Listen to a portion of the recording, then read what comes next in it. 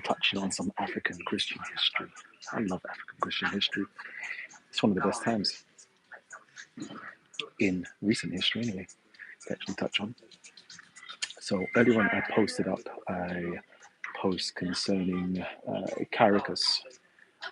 I think he was known as the African Constantine, basically, and showing how he marched into Egypt, 100,000 men strong, and kind of like bullied the Muslims, bullied Abdul Malik, bullied them and there, and kind of just plundered them, just to show like the strength and power and influence that these African Christians held. All because I believe, the governor had imprisoned one of the Egyptian patriarchs, basically, the archbishop, the pope-like figure. And then man say, I'm not having it. We're marching up, from Nubia, from Ethiopia onwards, all the way up into like Upper Egypt, into Cairo, and say, hey, yo, big man, yeah, big man, run your property, run your things, let go of my patriarch right now. Otherwise, it's gonna be a madness for you. The man they said, nah, fam, I don't. You know what? you man, 100,000 man deep. Yeah, we can't even fight that. I'm sorry. Yeah, well, let's release your patriarch. Let's have some decorum and some order.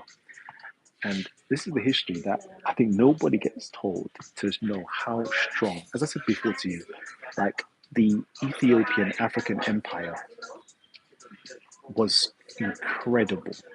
All you lot hear about is the Byzantines and the Sassanids and the supposed Arab or Islamic takeover, but all of that couldn't be further from the truth to really know what took place in history and see what the Africans were doing and how they were setting up puppets, kings and kingdoms, and just running the whole show because there was no greater force in history than the African empires.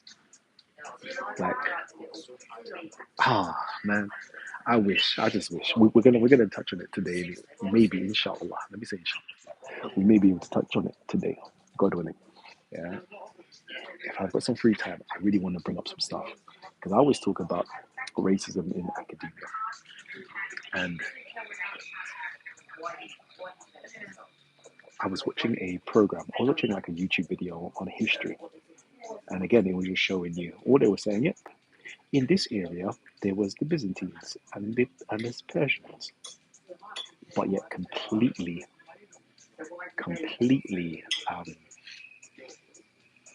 negating the Ethiopian Empire that was bigger than the Persians and bigger than the Byzantines. And to me, I don't know if you lot can. I always say it's racism, okay? And then unfortunately, what happens is like the up and coming scholars, they are only taking information from academia, from other scholars, and all the attention is on the Persians and the Byzantines. And it's like it just perpetuates it to make you think that Africa wasn't on shit. Africa wasn't doing anything, or these African empires didn't even exist.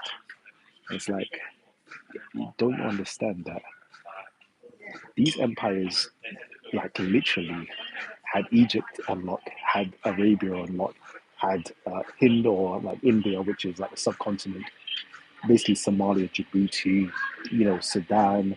All of these areas were on lock by Africans as an empire, trading incense, golds, like all sorts, right? But nobody knows about these things. And I really want to get you guys. Anyways,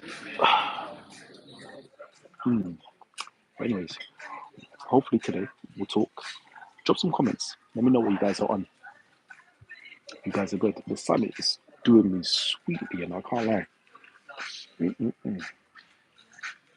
But yeah, family tree. Yeah, let me know in the comment section, and even on the last post. Yeah, and I want to do some shows. I want to do some shows. I haven't done any shows. So I want to do some shows. Okay. Alright, peace.